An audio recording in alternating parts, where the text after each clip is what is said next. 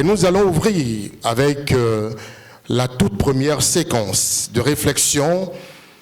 C'est un panel consacré à l'un des défis majeurs du développement du Bénin, la souveraineté énergétique. Souveraineté énergétique du Bénin 2026-2033, modèle économique, sécurisation de l'approvisionnement et production nationale durable. Pour nous éclairer sur cette thématique stratégique, nous avons le plaisir d'accueillir nos éminents panélistes. Dr Oswald Aklassator, docteur ingénieur énergie, environnement et climat, expert en gestion programme des infrastructures énergétiques. C'est le panéliste numéro 1, docteur Oswald Aklassator. Merci de l'accueillir comme vous savez si bien le faire. Également président de la plateforme. Le modérateur de cette séquence, c'est bien sûr M. Fortuné Soudé. Il est ingénieur expert des systèmes énergétiques, spécialiste production, transport, électricité et sécurisation des plans d'énergie. Monsieur Fortuné Soudé. Les applaudissements ne sont pas nourris, ils sont faibles. Pour des compétences comme ceux de Dr Oswald Aklassator, Dr Soudé, encore bien plus d'applaudissements, s'il vous plaît. Merci. Merci. Bonjour, bonjour, mesdames, messieurs. Bonjour tout le monde. Permettez-moi de passer le protocole habituel, vu que le temps est en train d'évoluer. Donc, je salue quand même rapidement tous les hauts cadres, grades et qualités diverses. Mesdames et messieurs, nous sommes réunis ce matin pour une cause noble que nous avons largement été informés déjà. Donc, il s'agit de la souveraineté énergétique de notre pays. Et ce masterclass numéro 1, avec le tout premier panel intitulé « Leviers d'accélération des transformations industrielles et économiques » et de tout ce que vous savez, l'énergie électrique, on ne peut plus dire ce que cela représente. Donc, j'espère que l'expert panéliste n'est plus à présenter. En 30 minutes, j'ose croire qu'il nous édifiera sur les défis et les enjeux actuels et que des propositions concrètes sur des mesures d'urgence et les actions à mener à court, moyen et long terme pour nous tirer vers le haut en se conformant bien sûr à la vision du duo présidentiel que nous avons largement lu et partagé, très ambitieux pour le secteur. Donc, je crois que, monsieur le panéliste, nous sommes à vous. Merci, cher modérateur. Le rendez-vous de ce matin sera autour de la souveraineté énergétique du Bénin, levier d'accélération des transformations industrielles et économiques à l'horizon 2026-2033. Oui, nous partons d'un constat majeur. Le Bénin possède aujourd'hui de solides fondations grâce aux efforts de la dernière décennie, les 10 dernières années, mais doit faire face aujourd'hui à une limite, une insuffisance de capacité de la production nationale et également à certains efforts à fournir pour soutenir l'industrialisation projetée. Et lorsqu'on part du programme présidentielle de société 2026-2033 du duo Wada-Intalata, on s'aperçoit aisément que ce programme a mis le curseur sur l'accélération des transformations industrielles et énergétiques. Et comme on le sait, il ne peut pas avoir une accélération des transformations industrielles s'il n'y a pas une accélération ou de la souveraineté énergétique, il n'y a pas un certain coup de pouce qui est donné à l'activité énergétique au plan national. Pour franchir ces difficultés que nous percevons, nous anticipons aujourd'hui à travers cette masterclass, à travers une série de réflexions qu'on veut partager et discuter. Et cette série de réflexions va aboutir à des décisions rapides pour consolider la souveraineté énergétique et renforcer la résilience du réseau national d'électricité et, dans la perspective, faire du Bénin un leader, un hub énergétique dans l'espace du WAP. Le constat. Aujourd'hui, l'état des lieux renseigne que nous disposons au plan production d'une capacité totale de 200 MW à l'heure actuelle. Nous avons les 127 MW de Maria Gleta, nous avons les 75 MW de solaire et nous avons de petites centrales thermiques isolées dans le pays.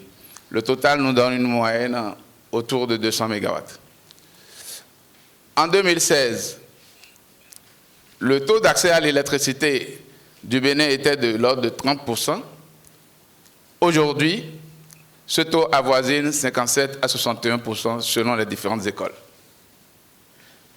Ceci traduit les efforts qui ont été faits ces 10 dernières années. Les infrastructures de densification, renforcement, modernisation du réseau de transport et de distribution également ont accompagné cette dynamique. Et justement là, pendant les 10 dernières années, le gouvernement a fait de sérieux efforts au niveau transport et électricité. Et tout ça s'inscrit dans une certaine géopolitique orientée par les directives de West African Power Pool. Ce que nous pouvons retenir, l'analyse de l'historique de 2016 à 2026 montre une explosion de la demande. Et cette explosion de la demande caractérise le succès industriel qui crée lui-même à son tour un nouveau défi. Et c'est cette lecture que je voudrais partager avec vous. La pointe de la demande en 2022, par exemple, était de l'ordre de 203 MW. Avec un taux de croissance de la demande par rapport à 2021, qui est de l'ordre de 6,18%. Et vous constatez avec moi que cette croissance, à partir de 2023-2024, est passée à 2 chiffres.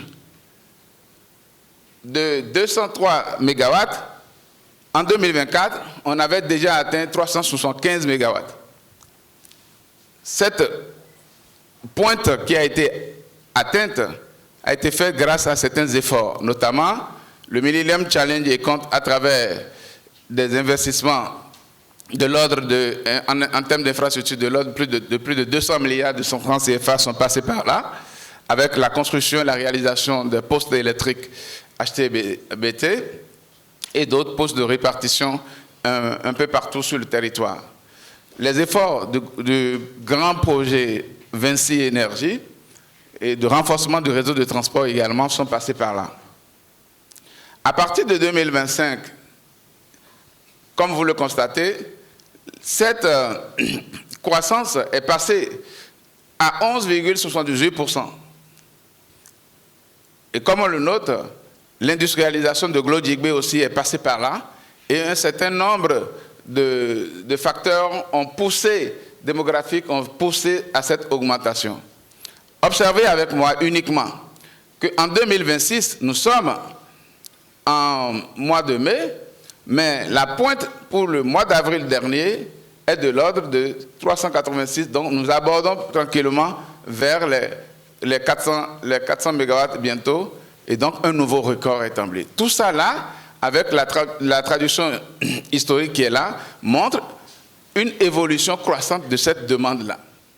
Et comme on le constate, entre le taux de croissance qui est passé de l'ordre de 1 à 3%, ce qu'on avait jusqu'en 2016, mais à partir de 2022, nous sommes passés, en 2023, et à ce jour, nous sommes partis à un taux de croissance de la demande supérieur à 10%.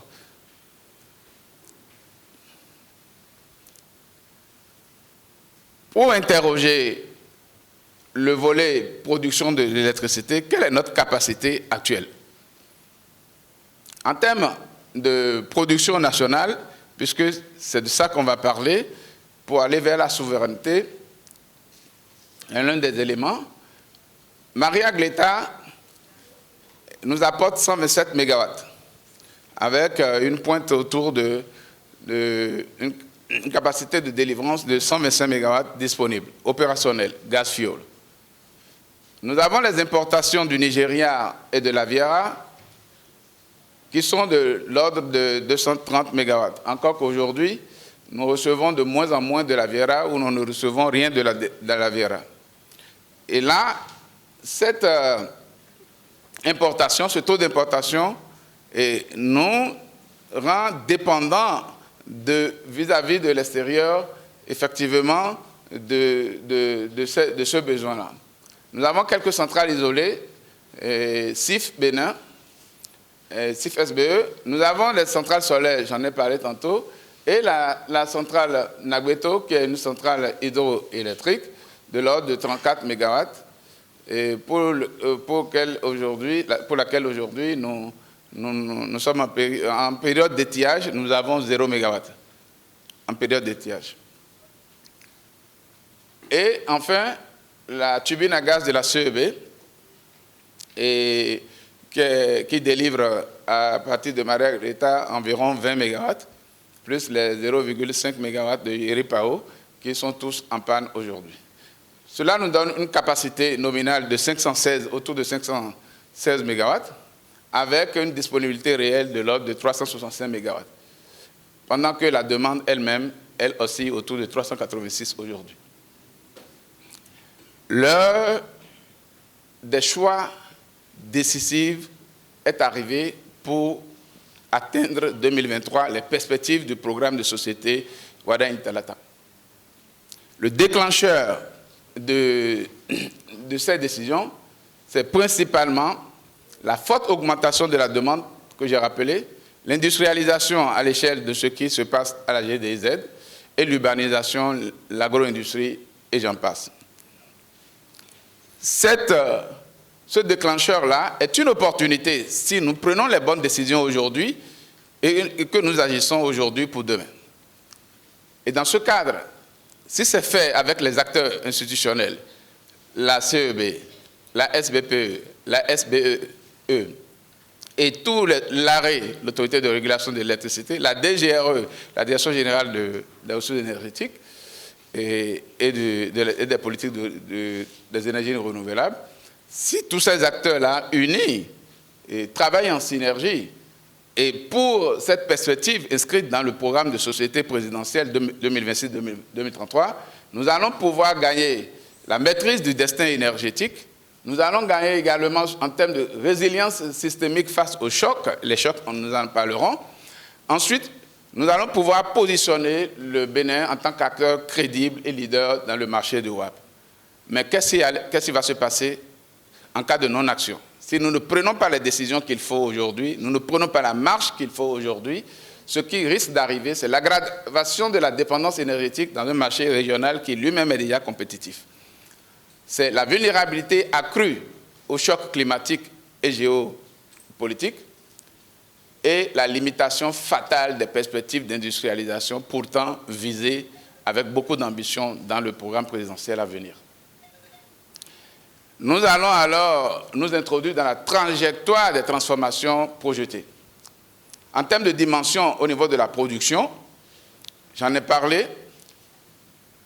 Au niveau de mix énergétique, aujourd'hui à dominance thermique, nous irons vers 2033 avec l'introduction ou la réalisation de production nationale diversifiée à travers l'hydroélectricité, à travers le solaire, à travers les BESS, c'est-à-dire les batteries Energy Storage System, et puis du renouvelable naturellement. Le réseau électrique, dans l'état actuel, beaucoup par endroits, surtout le réseau de distribution, est un réseau vulnérable et saturé, malgré tous les efforts qui sont en train d'être faits chaque jour pour améliorer sa densification et l'accès à l'électricité. Tout ça pour atteindre 2033, si les bonnes décisions sont prises, en ligne avec le transport, en ligne avec la production, vers une résilience et une haute capacité souhaitée. Mais là, il reste un dernier point que je n'ai pas mentionné, c'est la gouvernance du secteur. Au niveau de la gouvernance du secteur, à l'état actuel, le secteur, tel qu'il était initialement, a été segmenté à des fins d'efficacité.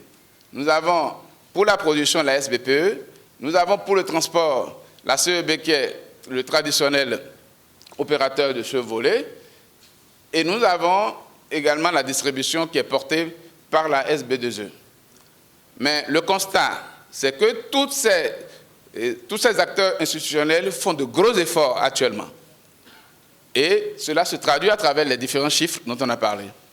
Mais ce que PCC recherche aujourd'hui, et les experts de PCC recherchent, y compris cette masterclass, c'est comment travailler ensemble pour améliorer la synergie entre ces acteurs institutionnels, afin qu'ils travaillent en une seule équipe, pour qu'on ait une planification intégrée qui a pour un seul objectif la vision 2033. Et donc, les synergies du genre vont nous amener à des impacts importants pour démultiplier les résultats qu'ils sont en train de produire aujourd'hui pour aller à l'accélération voulue. Donc, la gouvernance du secteur est un élément important à ne pas négliger dans les décisions sur lesquelles nous allons nous entendre ici. Et donc, pour atteindre cette accélération, il faut naturellement un changement de paradigme. Et donc, la matrice stratégique 2033 me permet de dire au plan de la dépendance extérieure que nous devons passer d'une forte exposition aux importations pour compenser les pics à une production nationale dominante couvrant la demande de pointe en toute autonomie. Là également, il convient de sécuriser ces importations à travers des contrats solides, renforcés, pour éviter les chocs, les cas de choc exogènes ou en cas de choc climatique ou de situation catastrophique. Le volet mix énergétique, à l'état actuel, c'est essentiellement du thermique, les 127 MW et les 75 MW de renouvelables au niveau du Wemé Plateau, donc Îlot-Ifè. Là, ces centrales renouvelables sont sujets à des aléas climatiques dont tous les acteurs sont conscients. Et aujourd'hui, avec les changements climatiques, il est important d'ajuster nos politiques sur les renouvelables également, et à travers d'autres mécanismes. Mais si ce n'est pas fait, nous resterons à l'état actuel et vraiment vulnérables des changements climatiques et de leur impact sur ces renouvelables-là. Au niveau hydro, il y a des décisions actuelles qui doivent être prises pour que l'hydroélectricité vienne supporter ce mix énergétique. Si nous restons dans le nouveau paradigme, nous allons atteindre un mix hautement diversifié avec l'intégration massive du solaire, adossé à des systèmes de stockage et BSS. Au chapitre de la résilience du réseau électrique, actuellement et par endroits, on est exposé à des vulnérabilités de rupture locale. Je ne veux pas parler de quelques interruptions par moment. Nous sommes exposés également à la saturation des nœuds industriels.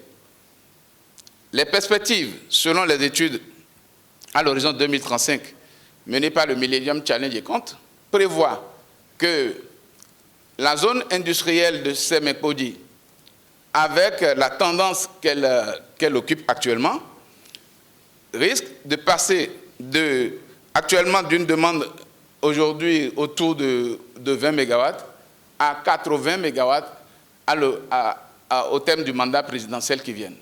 Comment on fait pour assurer cette transition? Glodjigbe est en début de phase.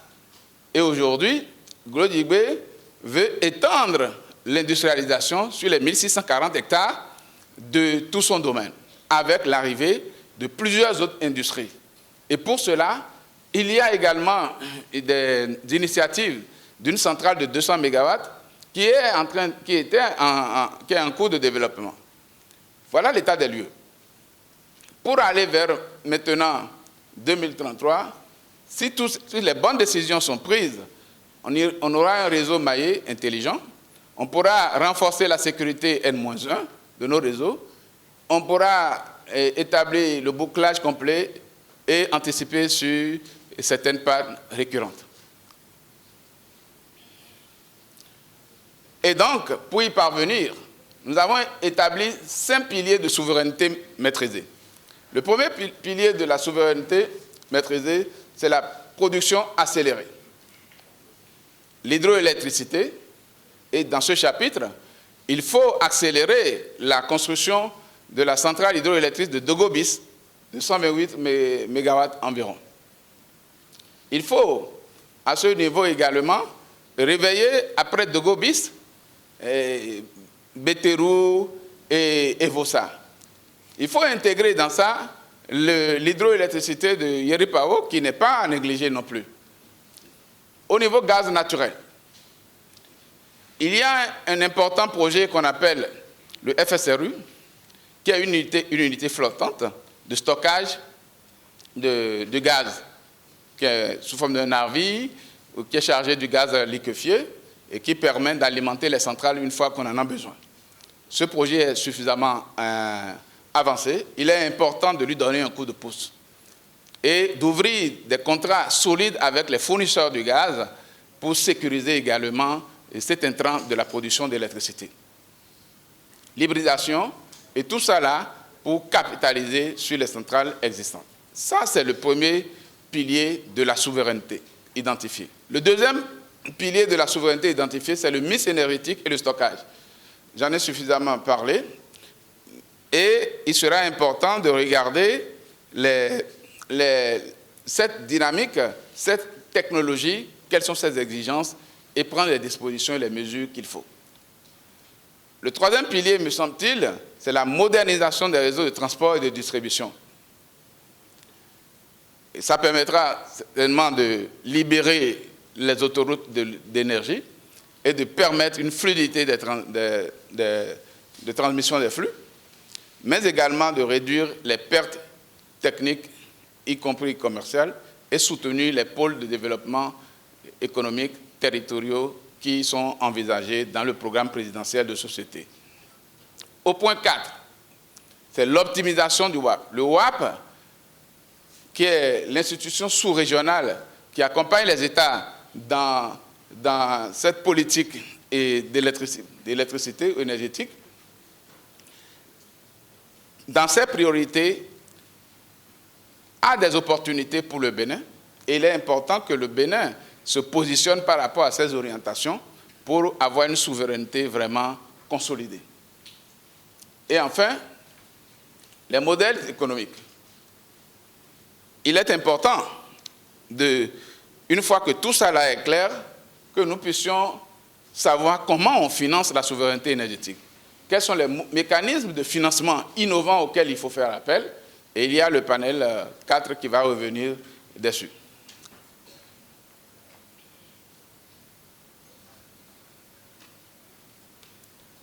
Et on est en droit de se poser la question de savoir c'est où le nœud de l'étranglement. Transporter et distribuer. On a dit, produire ne suffira pas, tout simplement. Il va falloir un impératif absolu, c'est-à-dire dimensionner la sécurité N-1 de nos réseaux. Et déjà, cette philosophie a commencé déjà par guider les études actuelles au niveau des grands investissements. La sécurisation des interconnexions. Là, je disais tantôt qu'il faut sécuriser l'approvisionnement et les importations. Et l'une des mesures sur lesquelles on veut se positionner au niveau de cette masterclass, c'est la nécessité urgente d'une seconde ligne d'interconnexion avec le Nigeria. Il y a le poste HT d'Onigbolo qui offre une alternative dont l'étude est déjà disponible.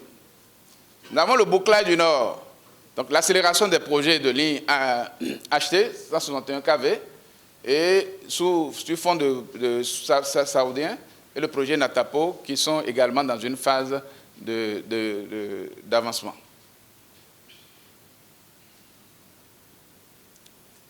Et là, la masterclass doit pouvoir résoudre l'équation économique, comment financer sans fracturer le système énergétique et l'économie nationale. Il y a urgence d'investir à travers des projets rapides. Il y a urgence d'investir sur des infrastructures énergétiques majeures, critiques. Il y a également urgence d'accompagner les besoins industriels.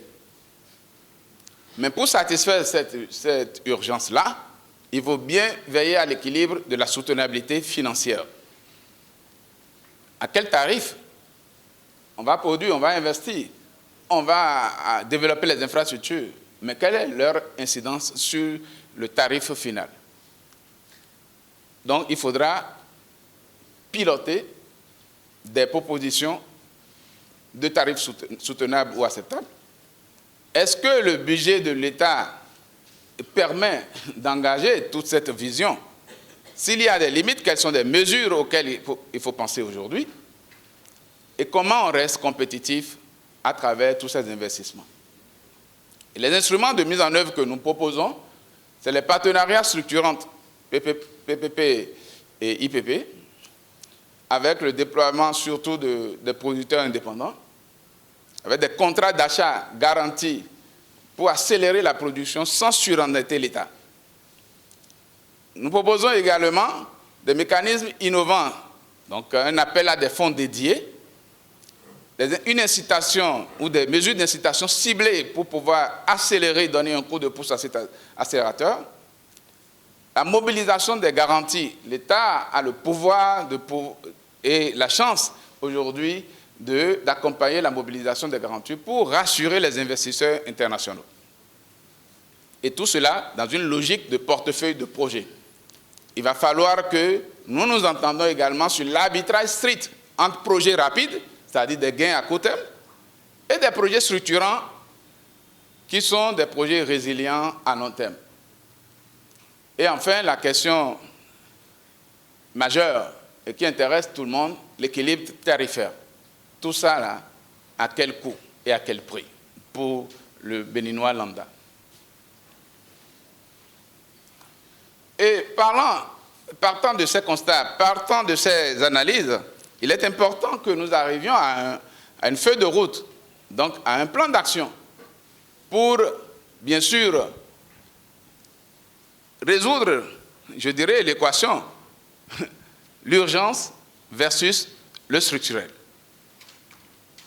Les mesures immédiates que nous proposons et que les experts de PCC proposent aujourd'hui et qui souhaitent avoir des échanges directs avec vous pour les améliorer ou les réajuster, c'est essentiellement ces mesures que je m'en vais vous présenter.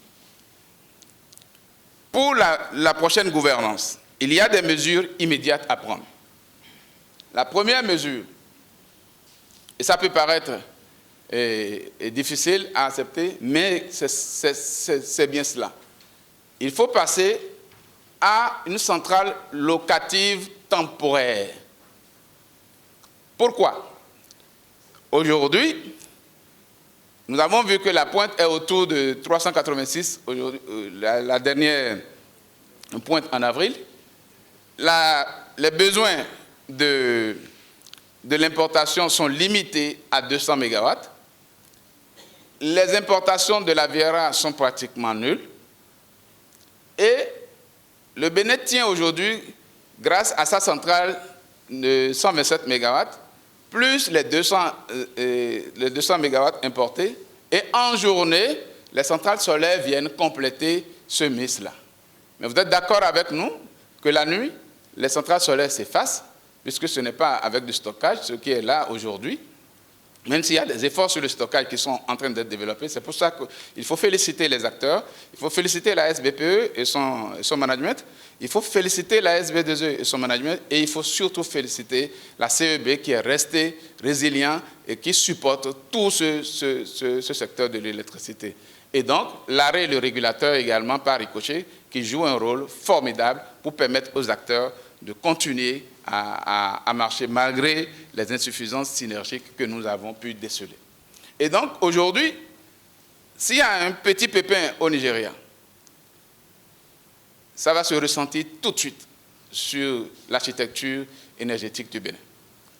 Et pour compenser le déficit immédiat que nous percevons, il faut aller vers une centrale locative de 50 MW tout de suite. Ça doit être une mesure importante pour le gouvernement qui vient. 50 MW, mais extensible 100 MW. Nos analyses nous amènent autour de 100-150 MW. Mais comme on sait que quand vous importez de la location énergétique comme ça, c'est que vous stockez également, si vous n'arrivez pas à tout consommer, vous stockez de l'argent, vous immobilisez pour rien de l'argent.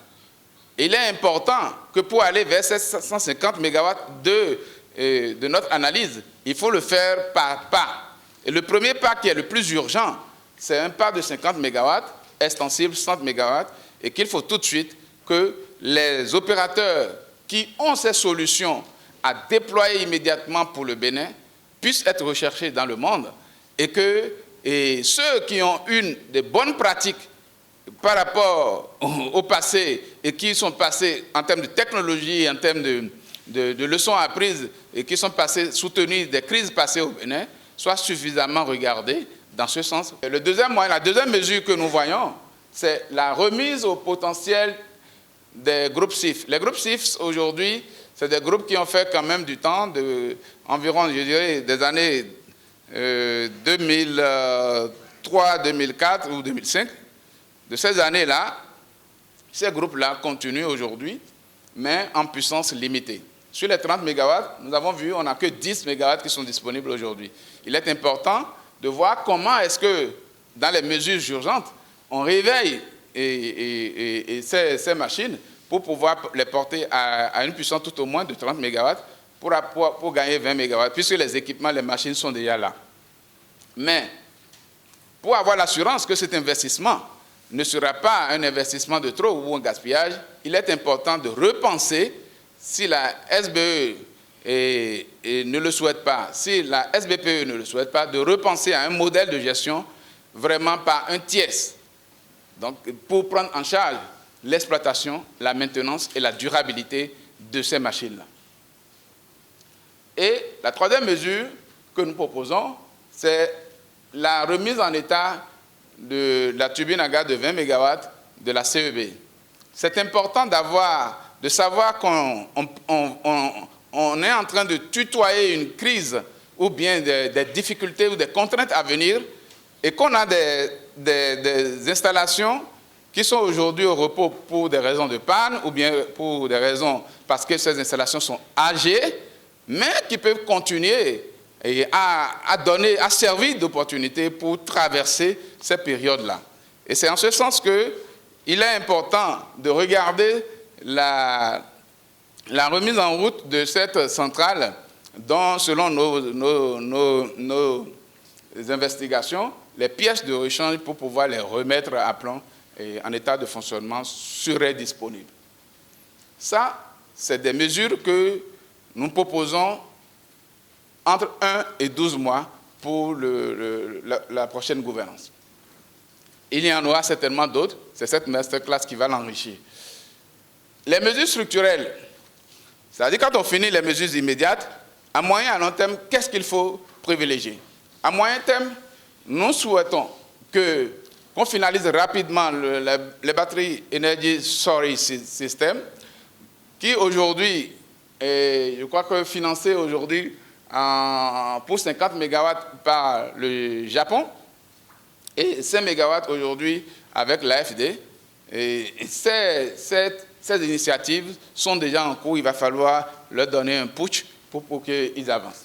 Mais cela ne va pas suffire. PCC propose qu'on puisse projeter les BSS vers 200 MW, mais bien sûr par pas et par palier.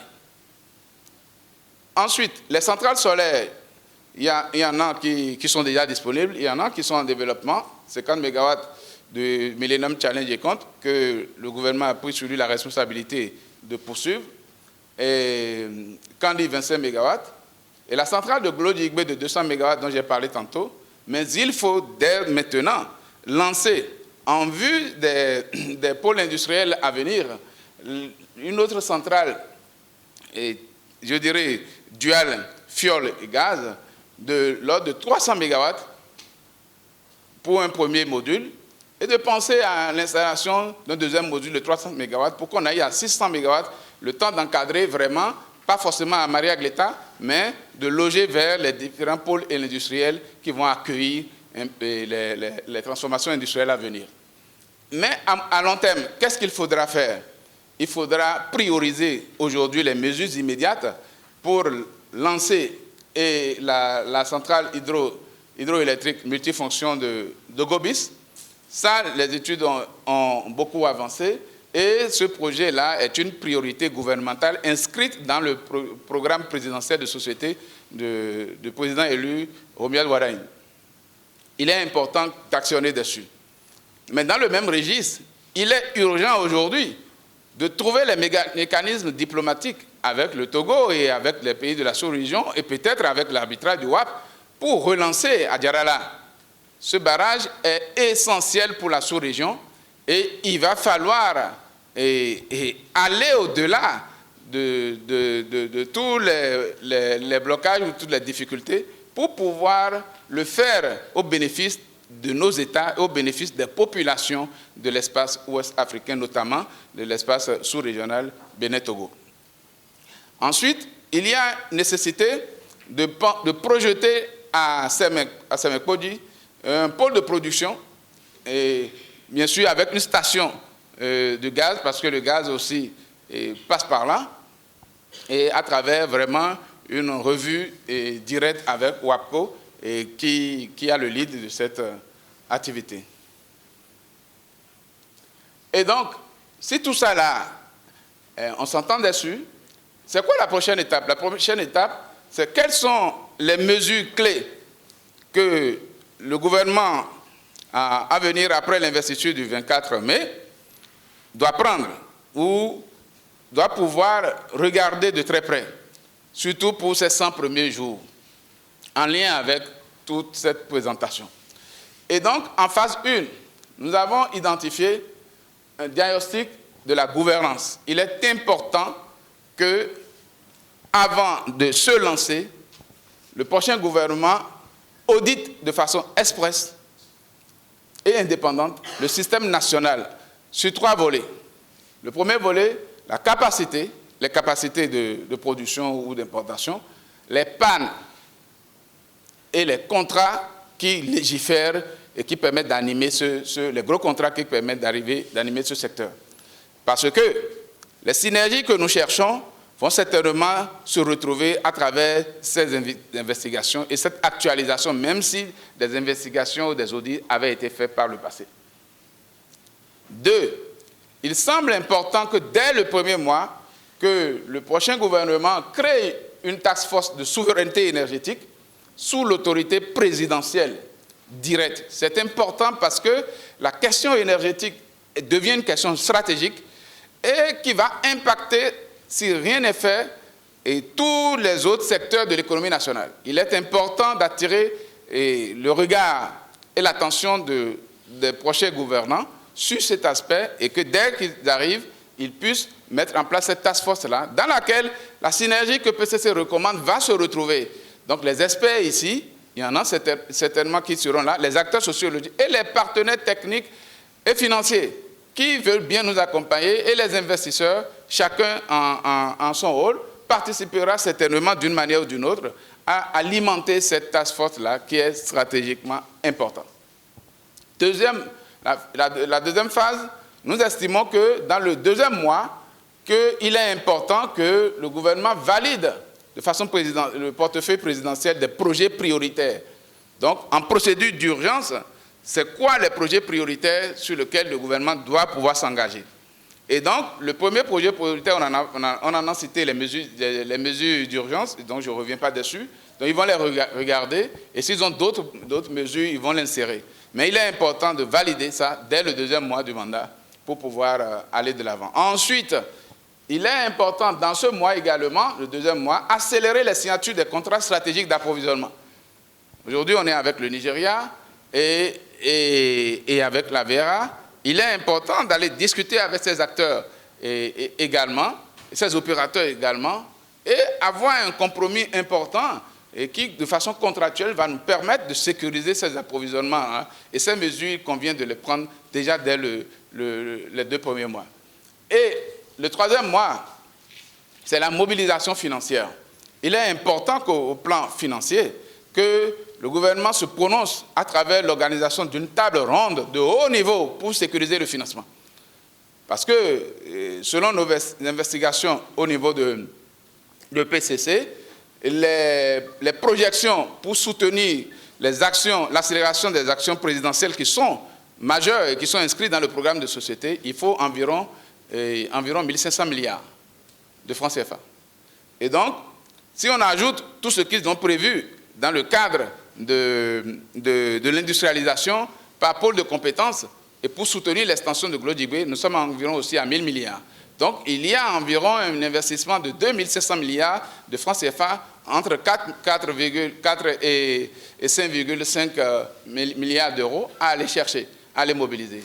Et nous, on n'est pas inquiets parce que ce gouvernement, et surtout avec le leadership du président élu, a déjà démontré qu'il a eu la capacité de mobiliser des eurobonds, il a eu la capacité de mobiliser un financement au ODD, et il a eu la capacité aujourd'hui de mobiliser encore 500 millions de fonds Soukouk.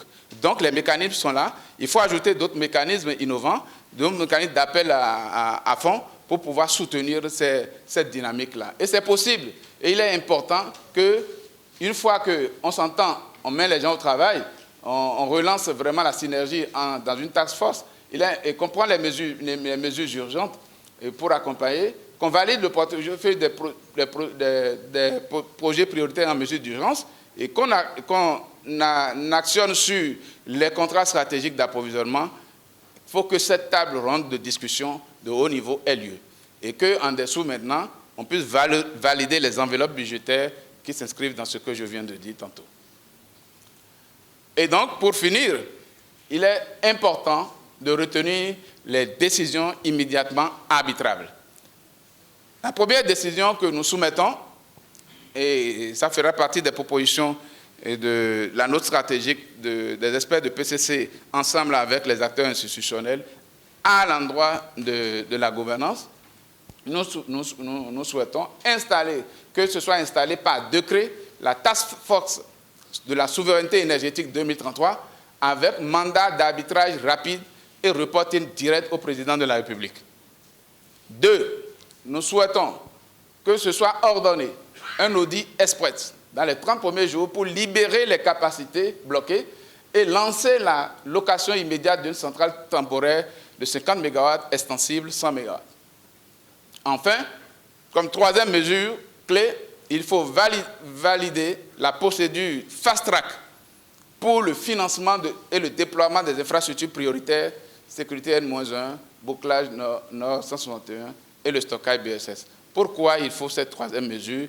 Parce qu'on est conscient que les procédures de passation des marchés qui soutiennent ces opérations ne sont pas toujours avec la même célérité. Et il est important que cette troisième mesure clé, et j'en finis ainsi, et je vous remercie, monsieur le modérateur. Merci.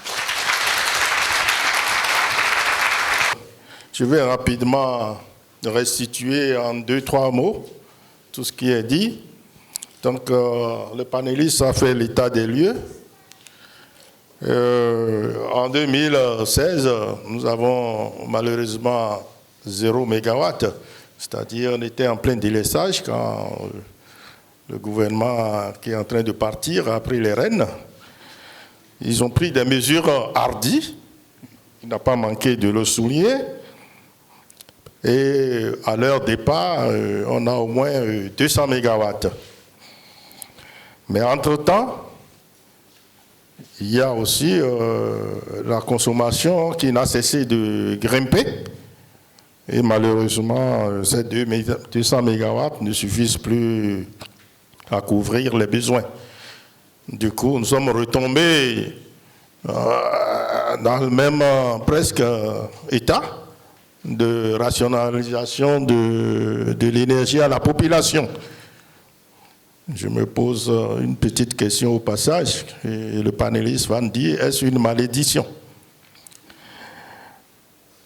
Je crois que, comme il a dit, beaucoup d'efforts ont été faits et pour régler quand même ce que nous vivons actuellement comme problème, il y a des mesures d'urgence qui ont été identifiées, des mesures au nom desquelles il y a rapidement la remise en état de la turbine de la CEB de 20 MW qui est à l'arrêt pour cause de panne, mais semble-t-il, les pièces de rechange sont déjà disponibles.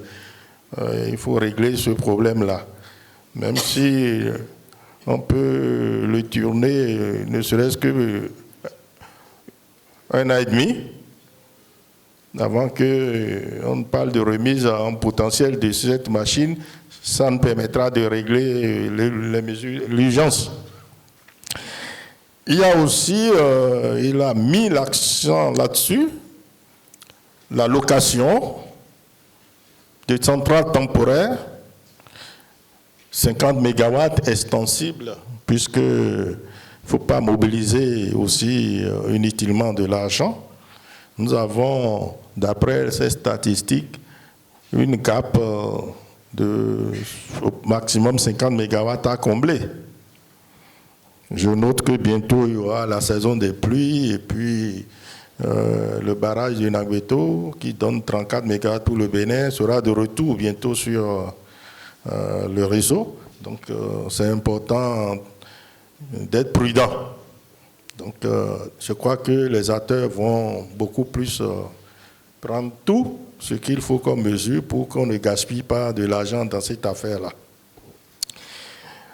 Alors, comme autre mesure d'urgence, il a parlé du stockage pour lister au moins la production des centrales solaires. Ces stockages vont participer au service système pour améliorer la qualité du réseau et de l'énergie fournie aux clients. C'est aussi important. Mais aussi, il a souhaité que sur le moyen et long terme, qu'on pense très rapidement à la centrale thermique de 200 MW dont les études ont existé bien sûr, mais le financement n'a pas suivi et c'est le moment de relancer rapidement cette centrale à Glo-Djigbe pour quand même respecter au-delà de tout ce que nous allons dire une certaine norme, parce que la pénétration du renouvelable sur un réseau obéit à des normes. On ne va pas rester sur 127 MW thermiques et n'injecter que du renouvelable, ne créer que de centrales renouvelables dans le pays. Là, on va faire face à un autre problème plus catastrophique. Donc c'est important. Maintenant, la problématique du gaz, il l'a souligné en 30 ans. C'est aussi pertinent et c'est une mesure rapide.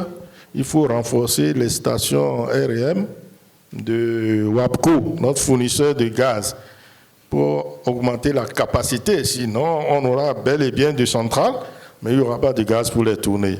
Ça encore, c'est un autre problème.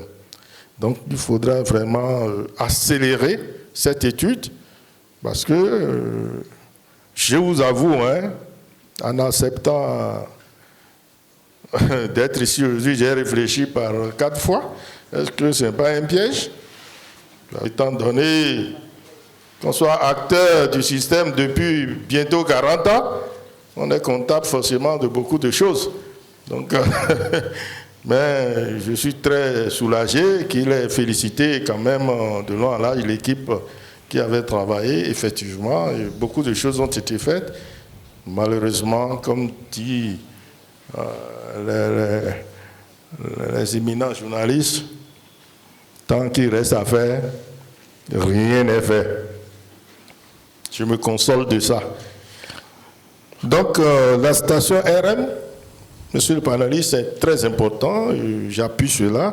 Et mieux, il est allé plus loin, il dit, faisons de Sémé un autre pôle de production énergétique. Monsieur le modérateur, s'il vous plaît.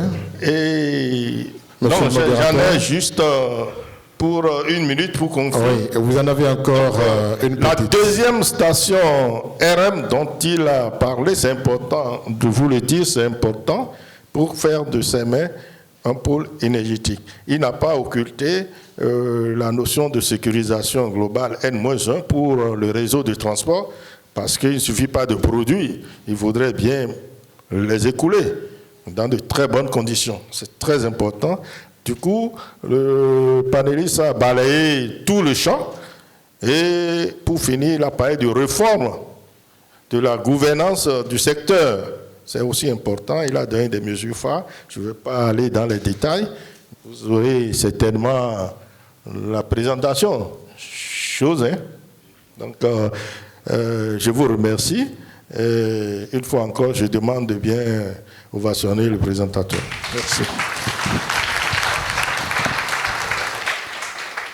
I will just highlight the fact that the speaker said a lot. And if any of the people listening to the English version have need of details, they can get close to the speaker and have the details. But in a nutshell, what did he say? Everything starts from the observation of the fact that Benin has made a lot of progress. And the main challenge remains limited capability. And for that, there is a need of accelerating all the process. When you look at the governmental action plan, there is a need of accelerating industrial capability of Benin to meet development. And if you need to industrialize, it means we also have to accelerate energy sovereignty. To do that, there are a lot of documentation that have been established to highlight the lack that exists. And to meet the process due to the boom in the demand, it is important to understand that it has to be questioned. And the question goes to the production capability. Currently in Benin, the production capability is not more than 200 megawatts. And the need is highly increasing, and up to today, we have about 400 need already. Meanwhile, the development is just in progress. What should be done in this case?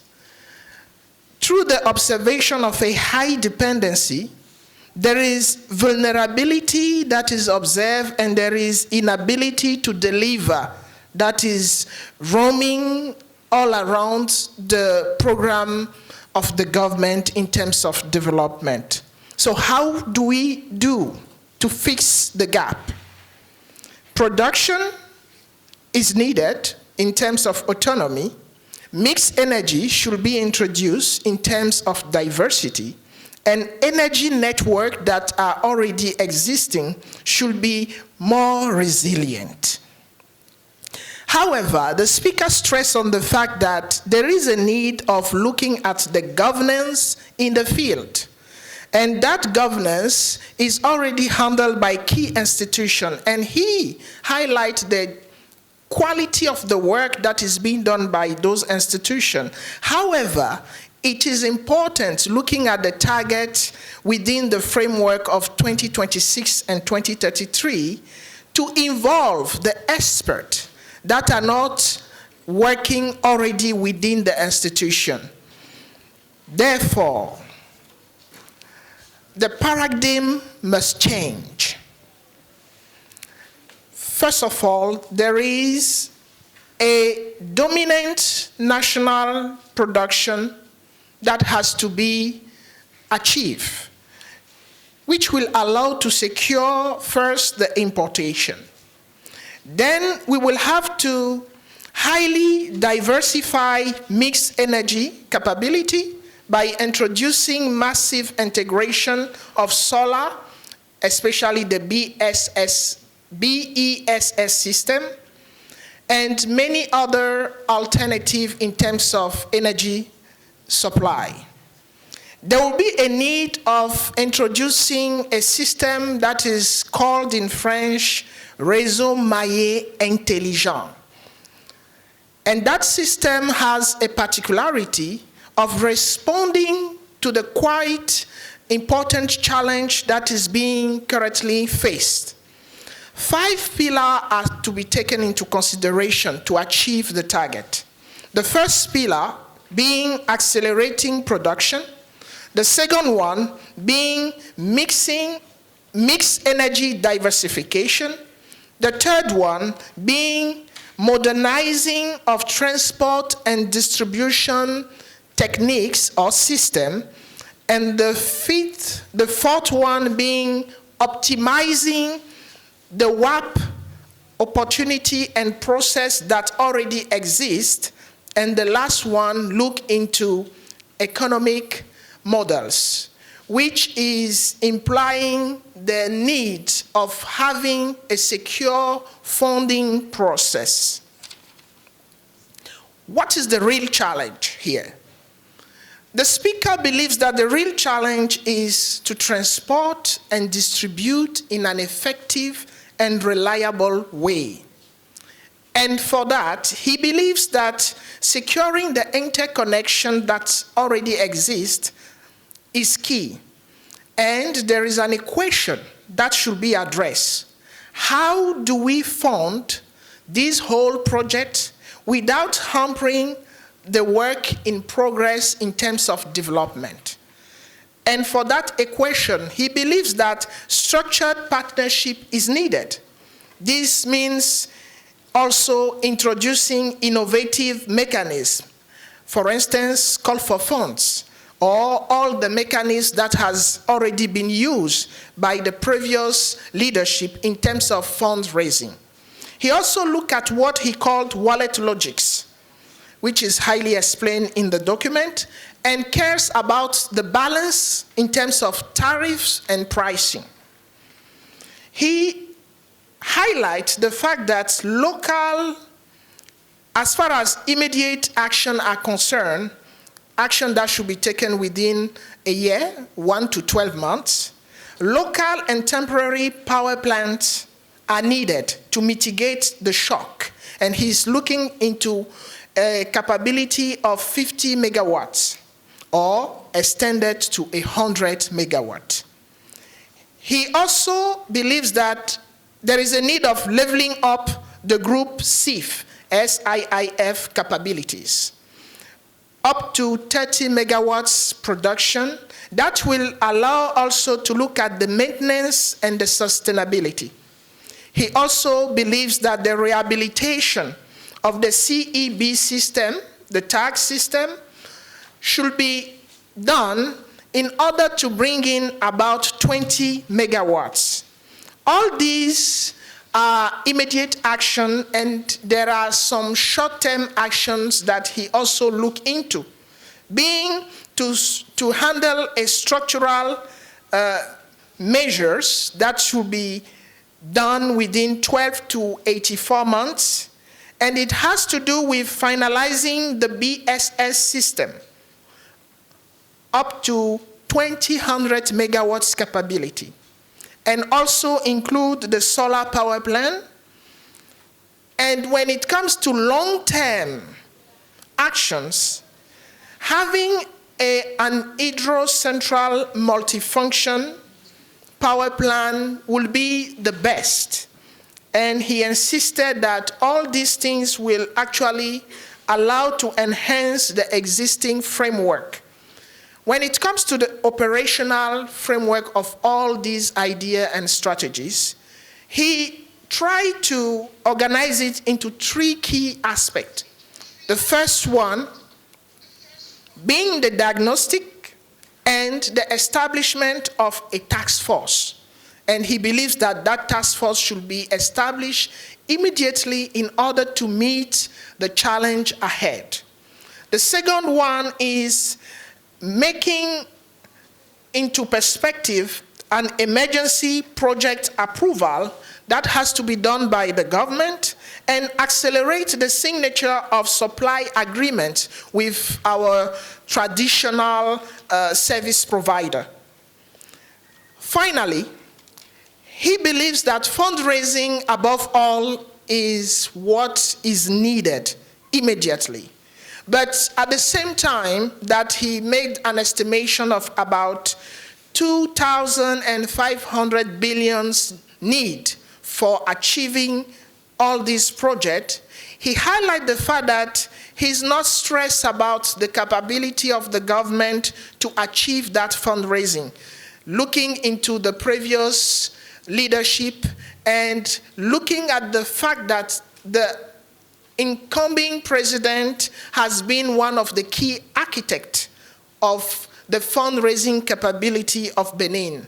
In conclusion, he insisted on the fact that the task force is highly needed and should be done as fast as possible, and that that task force should be put under the control of the Flagstaff directly.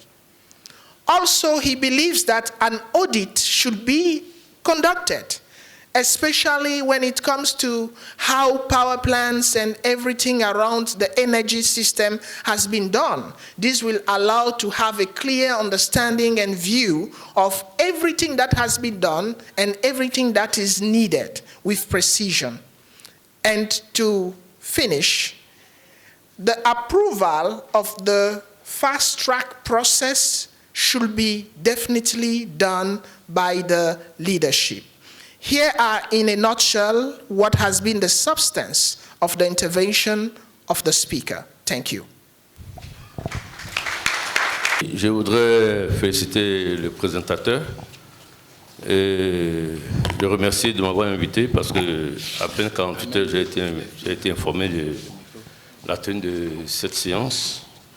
Je commençais par dire que je suis très triste, véritablement triste, de constater que nous sommes obligés de faire recours encore aux locations de groupe pour combler le déficit énergétique.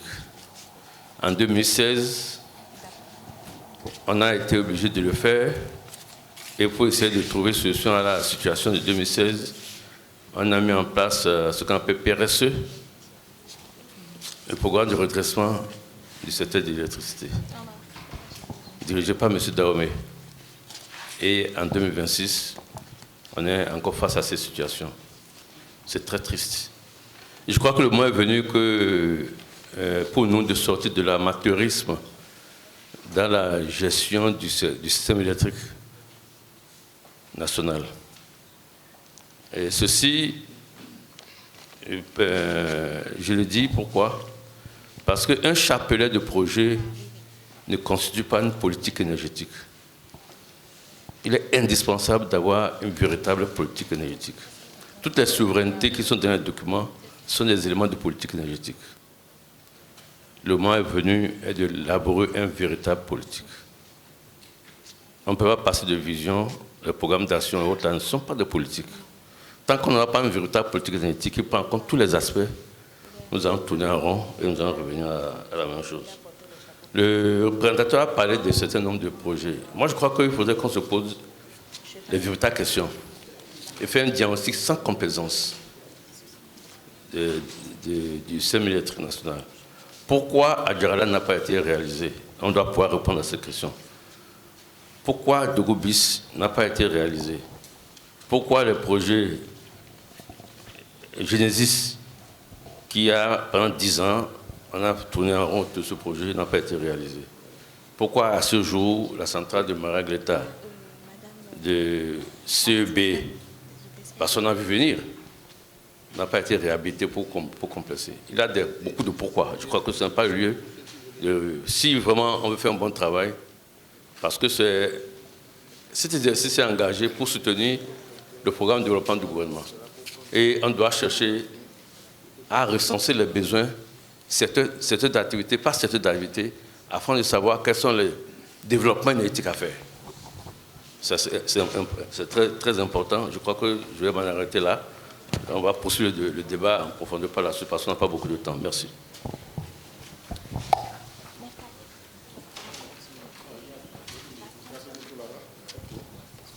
Regarde, monsieur Barr.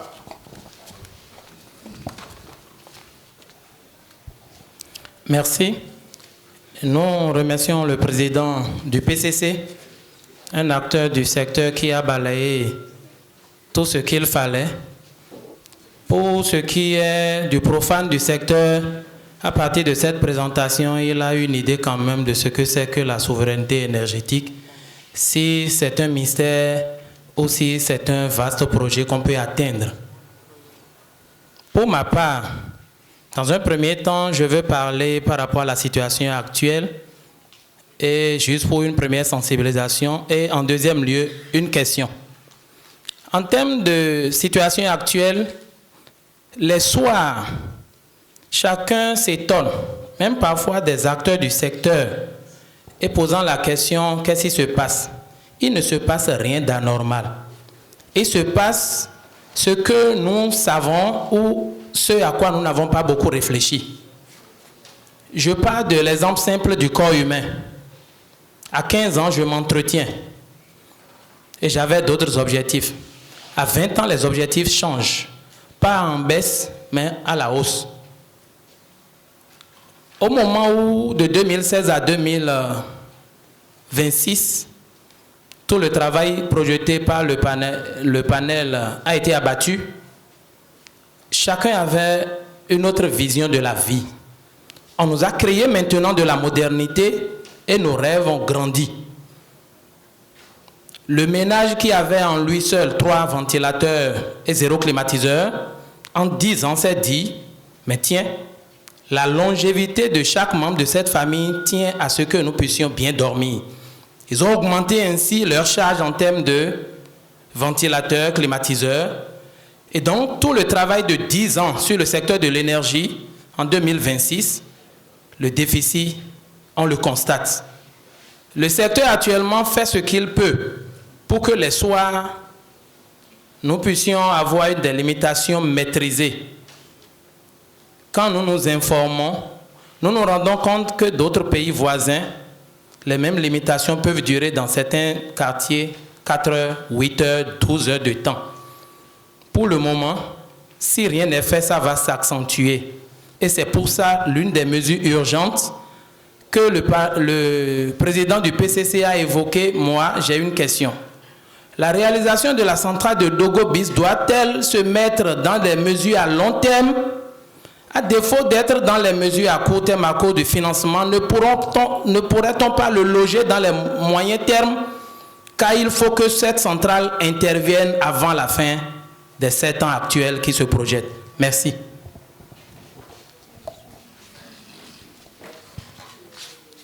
Monsieur Dadja.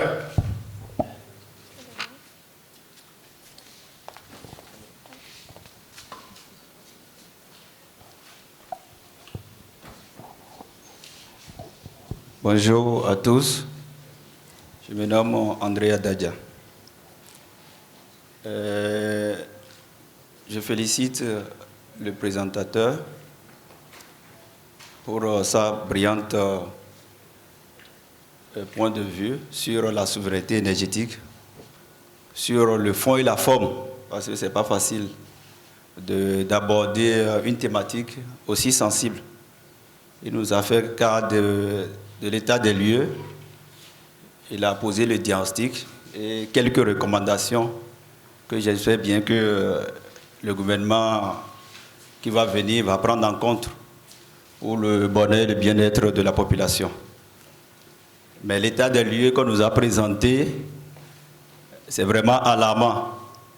Après le zoom qu'il a fait sur le secteur, on voit que ce mot, souveraineté, que nous avons l'habitude de fêter tous les 1er août, est à travailler au niveau de tous les secteurs. Allez à la question, s'il vous plaît. Ma question est de savoir, peut-on parler de la souveraineté énergétique? Peut-on réellement parler de cette souveraineté énergétique sans souveraineté technologique? Voilà ma question, merci.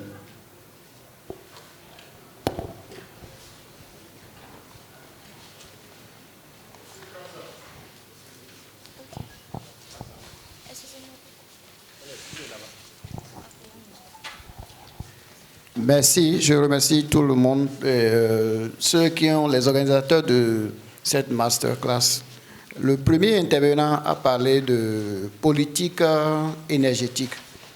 De mon point de vue, je pense que tout le travail fait par le docteur Aklassator devrait être versé dans cette politique énergétique. C'est le point de départ, en fait. Si on n'a pas une politique énergétique, je pense que les mêmes problèmes vont se répéter à chaque gouvernement. Il faut qu'on ait une vision à long terme. Je le remercie pour sa présentation. Je voudrais juste apporter une petite contribution, si c'est faisable. Il a parlé de l'énergie solaire. Le champ solaire, est-ce que ce n'est pas possible d'étendre, c'est-à-dire d'ajouter au champ solaire la production de l'énergie solaire, d'aller vers l'éolienne, c'est-à-dire ajouter l'éolienne au champ solaire, puisque c'est un espace qu'on met en œuvre, faire une étude de faisabilité pour intégrer la production de l'énergie électrique éolienne. Merci.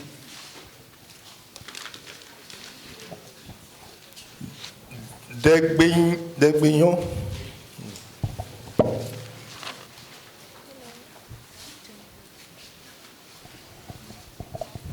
Merci.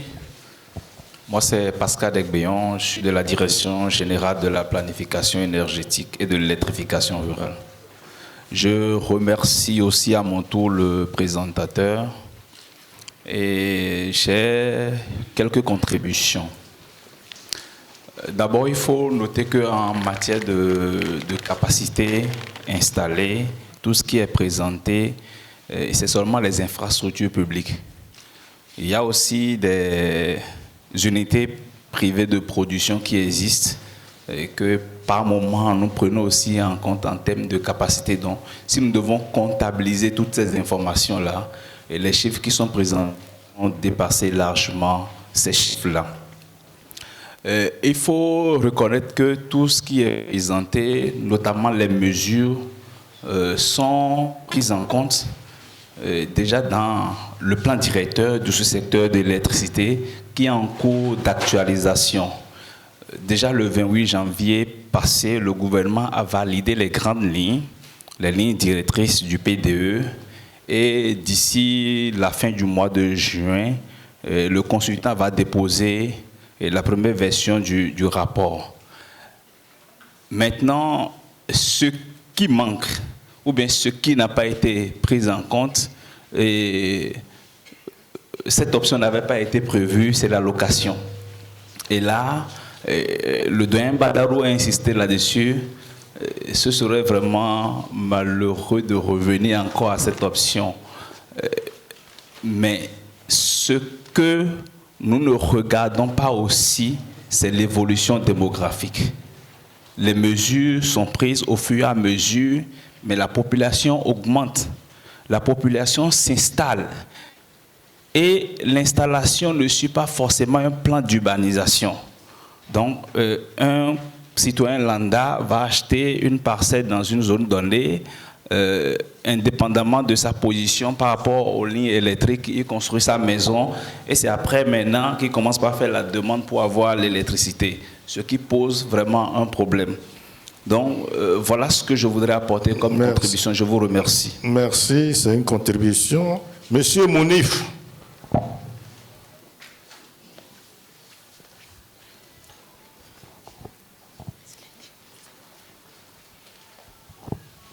Merci. Merci, monsieur. Et merci, monsieur le président aussi.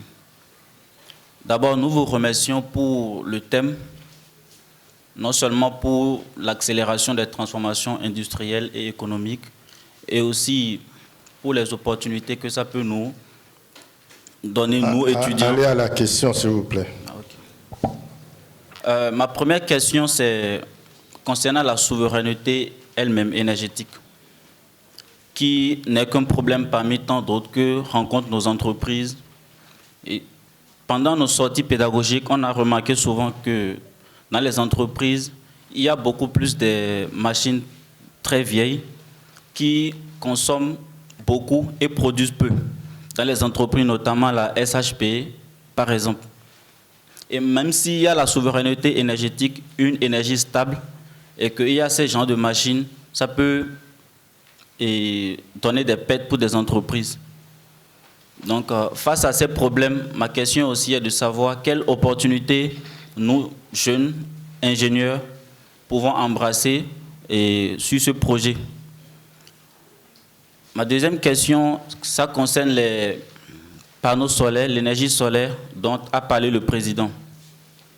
Et il a parlé d'un programme des batteries. Je me demande si, malgré ce programme des batteries, même si ce programme aboutisse, est-ce que ça peut pas être une perte pour le gouvernement, autant que nos panneaux solaires que nous avons ont un rendement très faible. Et même s'il y a de l'énergie, il n'y aura pas, c'est-à-dire l'énergie que les panneaux reçoivent ne vont pas directement dans nos sources. Les rendements sont très faibles. Donc la question est de savoir s'il n'est pas mieux de se tourner vers les rendements que des batteries. Merci. Merci. Je note que c'est une contribution dans son ensemble. Monsieur Bacha.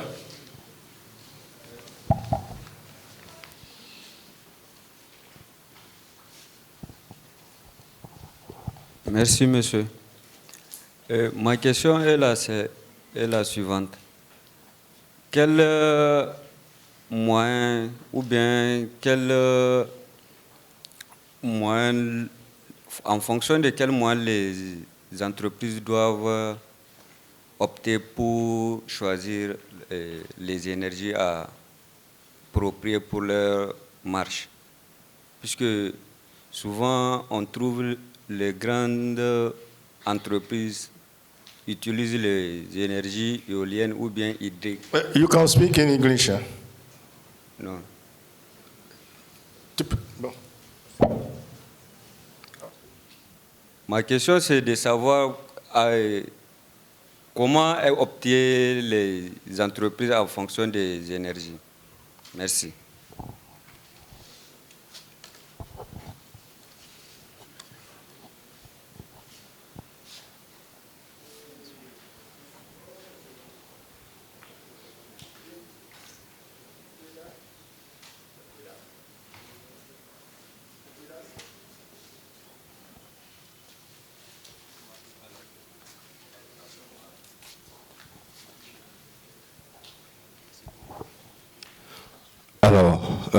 Bonjour les panélistes, je félicite le travail qui est fait. Et je suis Paul Rueda, International Communications Operator, ABE. Mon intervention sera un peu plus longue et elle va s'articuler autour de 8 points importants sur lesquels je vais revenir en termes de contribution, en même temps de problématiques et des questions à soulever également. Donc je crois que vous allez me permettre, je vais vous prendre quelques minutes pour davantage aborder ce que je voudrais aborder sur les différents points que j'ai soulevés pendant la présentation. Alors pour commencer déjà, lorsqu'on aborde la souveraineté énergétique, il est essentiel de poser une lecture strictement infrastructurelle ou technique. Nous sommes face à une problématique systémique qui engage à la fois la compétitivité économique, la stabilité macroéconomique et la trajectoire d'industrialisation d'un pays. Dans cette perspective, l'énergie devient un levier structurant de transformation au même titre que le capital humain ou la gouvernance institutionnelle. Elle conditionne directement la capacité d'un État à accélérer sa croissance et à renforcer son positionnement dans l'économie régionale et mondiale. La véritable question aujourd'hui est donc de savoir comment transformer cette souveraineté énergétique en un instrument cohérent de développement économique intégré et durable. Deuxième point, dans les processus de transformation énergétique, un facteur souvent sous-estimé est la dimension communicationnelle et sociale des projets. La réussite d'une politique énergétique ne dépend pas uniquement de sa qualité technique, mais également de sa capacité à être comprise, appropriée et soutenue par les populations et les acteurs économiques. Il existe donc un enjeu majeur de pédagogie publique et de communication institutionnelle qui doit permettre de créer un lien de confiance entre les réformes engagées et les citoyens. Sans cette appropriation, même les politiques les plus ambitieuses peuvent rencontrer des limites dans leur mise en œuvre effective. Et sur le troisième point qui consiste l'attractivité internationale. Aujourd'hui, les investisseurs internationaux ne se limitent plus à analyser les capacités techniques d'un pays. Ils évaluent également la lisibilité stratégique, la cohérence des politiques publiques et la crédibilité institutionnelle. Dans ce contexte, la souveraineté énergétique doit également être pensée comme un enjeu de positionnement international. Elle doit être lisible, structurée et alliée avec les standards et attentes des partenaires techniques et financiers. Cela implique de construire un narratif stratégique clair autour des ambitions énergétiques nationales afin de renforcer la confiance et l'attractivité du pays sur la scène internationale. Sur les questions liées à l'industrialisation, l'un des enjeux majeurs de la souveraineté énergétique aujourd'hui réside dans sa capacité à soutenir une dynamique d'industrialisation durable. L'énergie ne doit pas être considérée comme uniquement un intrant, mais comme un facteur structurant de transformation de la chaîne de valeur économique. C'est à travers une énergie stable, accessible et compétitive que l'on peut stimuler la production locale, attirer les industries et renforcer la création de valeur ajoutée sur le territoire national. La question centrale devient donc celle de l'articulation entre la politique énergétique et stratégie industrielle nationale. Sur les compétences et la jeunesse, aucun processus de souveraineté énergétique ne peut être durable sans une stratégie structurée de développement des compétences. Le capital humain constitue un pilier fondamental de toute transformation énergétique et industrielle. Il est donc essentiel d'anticiper les besoins en compétences techniques, managériales et numériques liées à cette transition. Cela implique de renforcer l'alignement entre les systèmes de formation et les exigences dans les secteurs énergétiques et industriels afin de garantir une insertion efficace des jeunes dans les chaînes de valeur émergentes. Sur la question de la gouvernance, la réussite de la souveraineté énergétique repose également sur la qualité de la gouvernance et la cohérence des politiques publiques. Il est essentiel d'assurer une coordination efficace. Vous avez encore 2 secondes. D'accord. Je vais aller très rapidement. Il est donc essentiel d'assurer une coordination efficace dans différents acteurs institutionnels, techniques et privés afin de garantir une mise en œuvre harmonisée des réformes dans une perspective d'avenir. Dans une logique également internationale, les systèmes les plus performants sont ceux qui reposent sur une gouvernance claire, stable et orientée vers les résultats. C'est cette cohérence qui permet de transformer les ambitions politiques en résultats concrets et mesurables. Je vous remercie. Merci. Monsieur Etienne.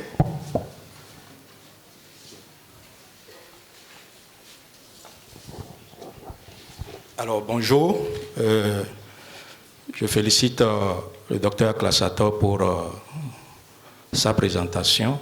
Et je félicite le premier intervenant qui a pris en compte la plupart de mes préoccupations. Mais je voudrais que M. Classato nous explique un peu l'état de l'équilibre financier du secteur aujourd'hui.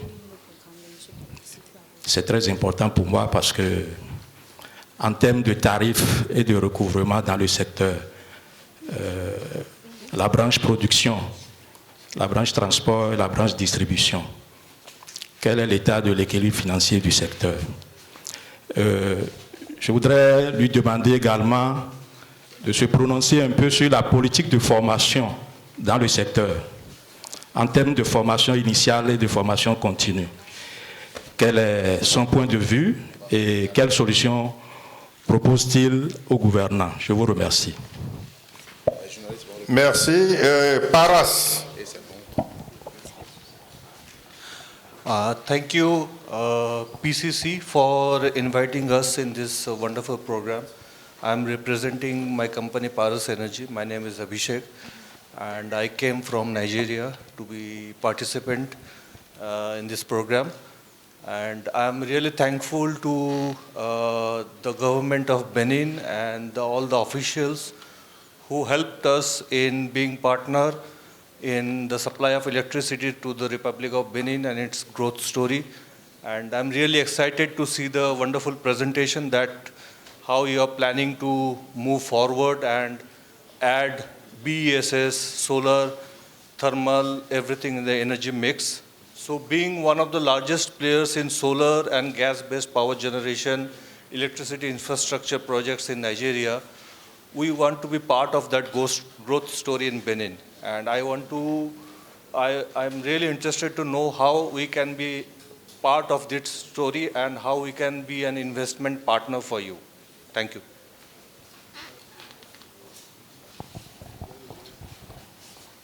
Oui, la traduction de la question est la suivante. Le speaker, celui qui a pris la parole, représente une structure qui a une longue expérience en matière d'énergie et qui est toujours présente au Nigeria. Et il a souligné le fait qu'il est venu du Nigeria pour suivre cette présentation, cette initiative. Il a aussi remercié les autorités béninoises qui s'investissent dans cette initiative et aussi remercié le présentateur et tous ceux qui l'accompagnent. Il a donc posé une seule question principale, qui est celle de savoir comment est-ce que lui, représentant cette structure qui s'est investi et qui s'investit toujours dans l'énergie, surtout sur l'aspect solaire de la question, comment est-ce qu'il doit procéder pour être un partenaire et surtout un partenaire en termes d'investissement? Voilà sa question principale. Merci. Merci. C'est la première liste qui vient d'être épuisée. Sans plus tarder, je vais laisser la parole aux panélistes. Le premier intervenant, M. Badarou, après avoir marqué son état d'âme sur la situation, il a posé une seule question. Pourquoi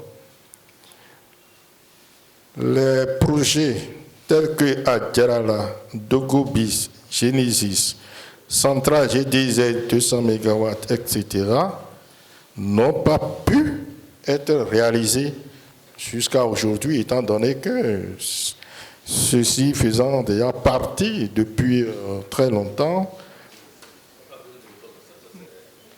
Ah, d'accord. Donc, ils souhaitent la mise en place d'une véritable politique énergétique. C'est de ça que nous souffrons. Donc, c'est une contribution, certainement.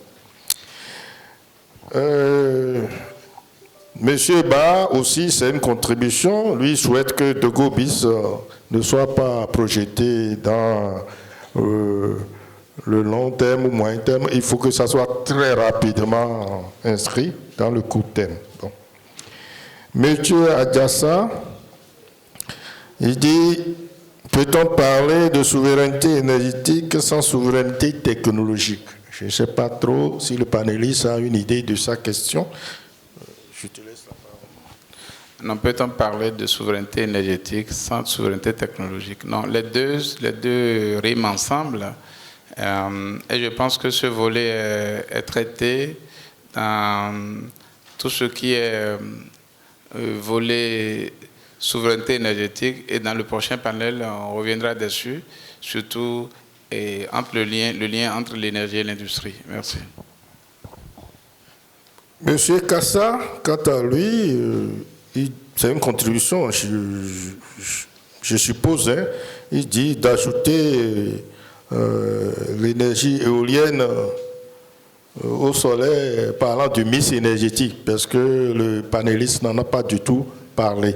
Tu souhaites lui dire quelque chose? Non, bon, vous savez, le potentiel éolien au Bénin est encore un peu faible et est encore à l'étape des simulations et des essais de prototypage. Mais un investissement pour un développement de l'éolien n'est pas encore envisageable à tout côté. Mais il est important de ne pas arrêter la dynamique par rapport à l'éolien, les tests qui sont en cours. Merci. Ok, merci. Monsieur Desbaillons, j'ai dit on n'a pas comptabilisé les unités de production privées dans le pipe de capacité. Bon.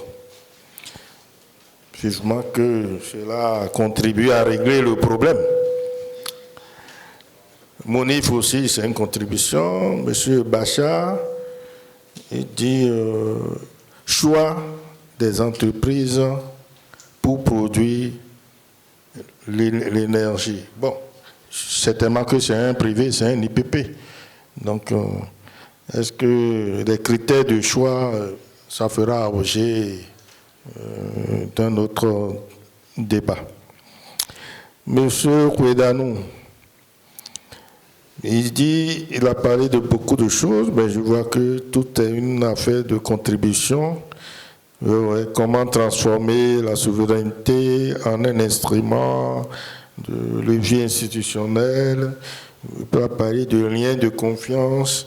Il va parler d'attractivité des investissements parce que c'est ça seul qui va intéresser les partenaires financiers.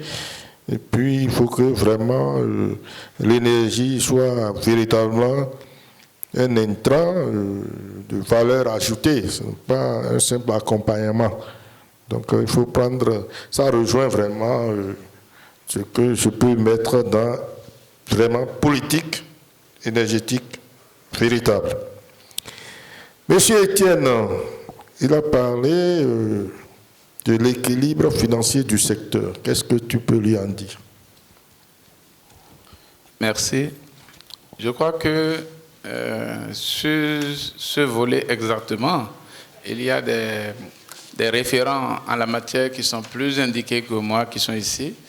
Et je vais certainement, après mon intervention, les prier d'apporter une contribution à cette réponse. Ce que je peux dire tout simplement, l'équilibre du secteur dépend de plusieurs facteurs. Vous voyez, l'équilibre financier du secteur dépend de plusieurs facteurs.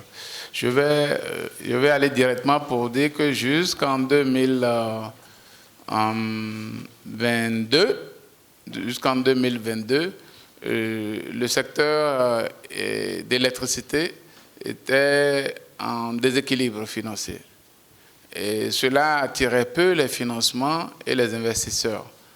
Et grâce aux réformes engagées par le gouvernement du Bénin à travers le Millennium Challenge et Compte, une étude d'alignement des tarifs a été faite. Les principes tarifaires ont été revus et un modèle financier a été mis en place pour pouvoir ajuster les tarifs de façon à ce que les investisseurs ils ne perçoivent pas ce déséquilibre comme un risque. Et donc cela donnait à une augmentation, un ajustement tarifaire à la hausse, mais que tout de suite le gouvernement, pour des mesures sociales, a arrêté la suite. Mais je pense qu'à l'état actuel, nous ne sommes pas retournés dans un déséquilibre. Pour l'instant, l'équilibre financier du secteur est tient.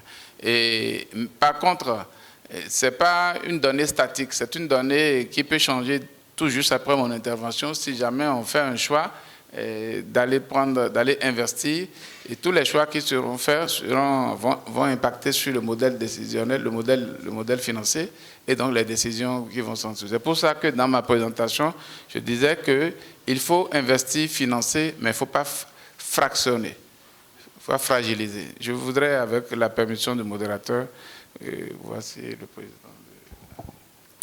Non, moi je voulais simplement rassurer l'intervenant que le gouvernement a mis en place une autorité de régulation du secteur de l'électricité et qui veille permanemment à cet équilibre financier. Si monsieur l'ancien président de l'ARE, il nous a fait l'honneur d'être présent, s'il peut peut-être éclairer davantage le citoyen qui veut savoir quelque chose sur l'équilibre financier. Merci.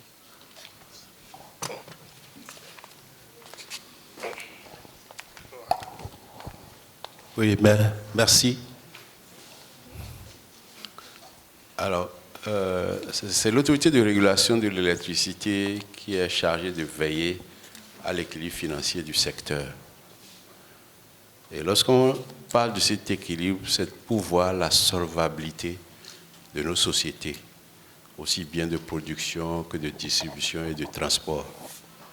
Donc, il est procédé régulièrement, ici, conformément au code, tous les 2 ans, à l'analyse des paramètres économiques de chaque société. Ce que je peux dire aujourd'hui, sans être nécessairement au courant des dernières décisions de l'ARE, puisque j'ai quitté l'ARE, ça fait déjà 2 ans. Mais avant que je ne quitte, nous avions constaté un surplus à la SBE. Cela signifie que l'équilibre financier de la société de distribution était assuré avec les tarifs actuellement en cours. Et la question est de savoir qu'est-ce qu'il faut en faire. Il appartient aujourd'hui à l'ARE de décider de ce qu'il faut en faire. Donc là, on peut dire que la SBE a son équilibre financier. Il en est de même de la SBPE, où avant de quitter, était en équilibre financier au regard des tarifs de vente qu'on lui a accordés.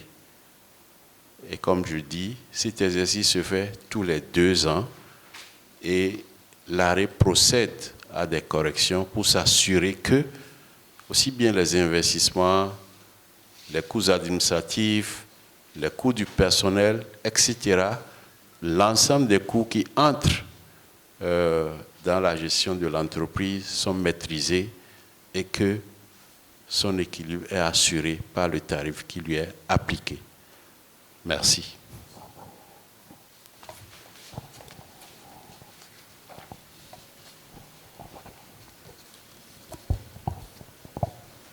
Le dernier intervenant, c'est Paras. Monsieur le panéliste, c'est juste une question d'audience, je vais dire. Hein. Étant donné leur expérience dans le domaine au Nigeria, surtout parlant du solaire, ils demandent comment une entreprise telle que Paras peut participer au mix énergétique au Bénin pour contribuer à la solution. Merci. Je voudrais juste le rassurer qu'au Bénin aujourd'hui, à travers la politique énergétique, à travers les instruments qui sont en place, le gouvernement accueille et encourage les investisseurs à venir dans ces différents champs d'intervention. Et donc, si Paras est intéressé à tout ce qui se fait dans la promotion du solaire au Bénin, je crois que c'est une bonne information, c'est une bonne annonce. Et dans les jours à venir, nous allons souhaiter que les responsables du secteur ils puissent saisir directement les responsables du secteur au vu des discussions et B2B. Je veux parler du ministère de l'Énergie, je veux parler également de la DGRE et donc enfin de la SBPE. Donc ça, c'est au niveau sectoriel, c'est ce qui peut être fait pour engager tout au moins déjà des échanges. Par contre, c'est vrai, PCC a des ambitions et l'une des décisions importantes à la fin de ces masterclass, c'est de proposer après au gouvernement des rencontres entre les investisseurs et les producteurs et donc pour relier l'offre ou la demande ou les besoins et aux investissements ou aux apporteurs de l'investissement selon les modèles macroéconomiques d'investissement et les choix d'investissement que le Bénin va faire. Donc tout ça là va se concrétiser dans une démarche comme ça. Merci.